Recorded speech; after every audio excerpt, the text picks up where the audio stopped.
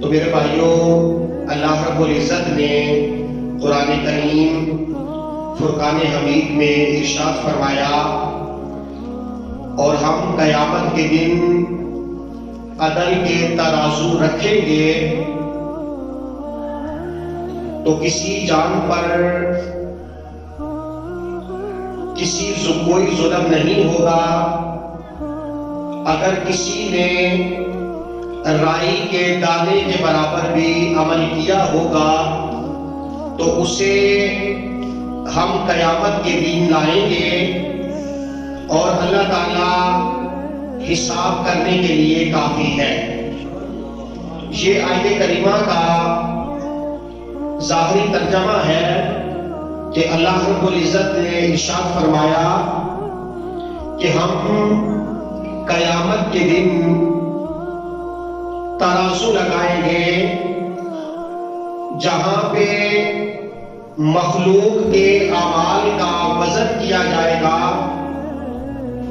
اور فرمایا اگر کسی نے رائی کے دانے کے برابر بھی عمل کیا ہوگا تو کل قیامت کے دن اسے پیش کیا جائے گا، اور فرمایا ہم حساب کرنے کے لیے کافی ہیں۔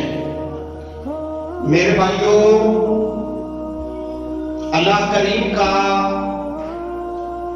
ایک مرتبہ پھر شکر ہے کہ اللہ رب العزت نے ہمیں اشرف المخلوقات انسان بنایا، پھر ہمارے اوپر احسان فرمایا کہ ہمیں نبی آخر الزمان حضرت محمد مصطفیٰ صلی اللہ تعالی علیہ وسلم کا امتی بنایا۔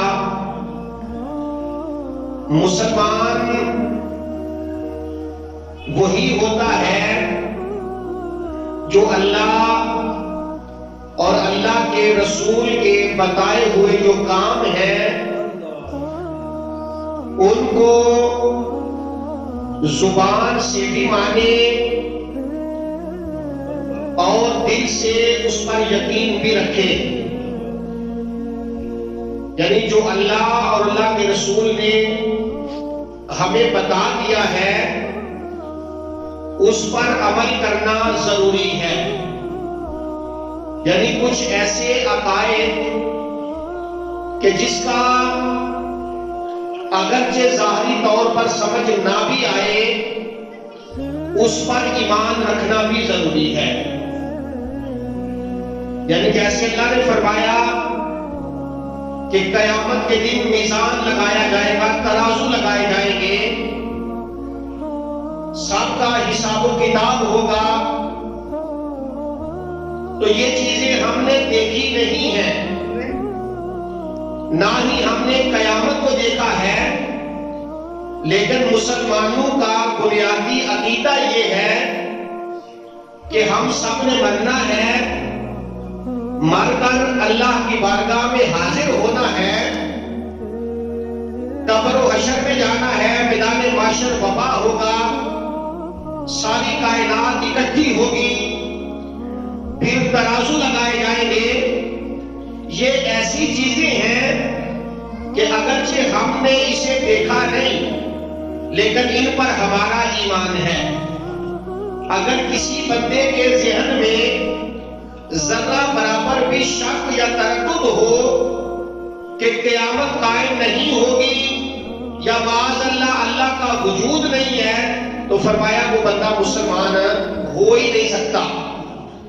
یعنی مسلمان وہی ہے جو اللہ اور اللہ کے رسول کے بتائے ہوئے تمام طریقوں کو دل و جان سے تسلیم کر لے تو وہ بندہ مسلمان ہوتا ہے۔ ان میں بنیادی عقیدہ جو ہے وہ یہ ہے ایمان بالغیب، غیب پر ایمان لانا، کہ یعنی ہم نے اللہ وحدہ لا شریک کو دیکھا نہیں لیکن اللہ کو ایک مانتے ہیں۔ جس طرح قیامت کو ہم نے دیکھا نہیں، قیامت پر ہمارا ایمان ہے، مر کر قبر میں جانا ہے، یہ ہمارا ایمان ہے۔ اس کی مثال حدیث پاک میں ایک سماعت فرما لیں کہ اللہ کے محبوب صلی اللہ علیہ وسلم نے ایک گھوڑے کا یا اونٹ کا سودا فرمایا. وہ لوگ مسافر تھے. میرے آقا سیر کے لیے باہر تشریف لے گئے تو اونٹ کا جانور نبی کریم صلی اللہ علیہ وسلم کو پسند آ گیا. آپ نے فرمایا کہ یہ اونٹ بیچتے ہو؟ وہ بندہ کہنے لگا میں بیچتا ہوں. رقم طے ہو گئی. میرے آقا نے فرمایا کہ میں رقم لے کر آتا ہوں اور اپنا اونٹ لے کر واپس چلا جاؤں گا. جب میرے اور آپ کے آقا مولا وہاں تشریف لائے، آپ نے کہا بھائی یہ رقم اپنی پوری کر لے اور اونٹ میرے حوالے کر دے. وہ کہنے لگا کہ میں نے تو آپ کے ساتھ سودا ہی نہیں کیا، میں نے اونٹ نہیں بیچا. وہ ایک یہودی تھا اور یہودی ابتدائے اسلام سے ہی نبی کریم صلی اللہ علیہ وسلم اور آپ کے امتیوں کو معاذ اللہ تنگ کرتے آئے ہیں. وہ کہنے لگا کہ آپ سے میں نے سودا نہیں کیا. آپ نے فرمایا سودا تو نے کیا ہے. وہ کہنے لگا اگر سودا کیا ہے تو کوئی گواہ لے کے آئے. آپ نے کہا گواہ تو میرے پاس کوئی بھی نہیں. جب میں نے سودا کیا تھا تو میں اکیلا تھا، آپ بھی اکیلے تھے، تو میں گواہ کیسے لے کے آؤں؟ جب یہ بات کہی تو نبی کریم صلی اللہ علیہ وسلم کے ایک پیارے صحابی پاس کھڑے تھے. آپ نے عرض کیا حضور میں گواہی دیتا ہوں کہ آپ نے اس اونٹ کا سودا فرمایا ہے. بات ختم ہو گئی. آپ نے اونٹ پکڑا اور مدینہ منورہ تشریف لے آئے. میرے آقا نے فرمایا کہ میرے صحابی جب میں نے سودا کیا تھا تو میرے پاس نہیں تھا، پھر نے میری گواہی کیوں دی؟ تو صحابی عرض کرنے لگے یا رسول اللہ صلی اللہ علیہ وسلم حضور یہ اونٹ تو کوئی بات ہی نہیں ہے، ہم نے تو آپ کے کہنے پر اللہ کو وحدہ لا شریک مان لیا ہے.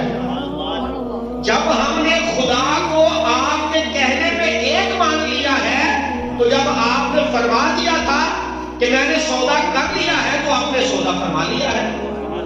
یعنی صحابہ کا یہ عقیدہ اور ایمان تھا کہ جو سرکار نے فرما دیا ہے وہ اللہ تعالیٰ اسے ضرور پورا فرما دیتا ہے. تو میرے بھائیوں یہ ہمارے بنیادی عقائد میں سے ایک عقیدہ ہے کہ قیامت قائم ہوگی اور میزان لگے گا اور ہر بندے کو اپنا حساب و کتاب دینا پڑے گا. یہ مسلمانوں کا بنیادی عقیدہ ہے.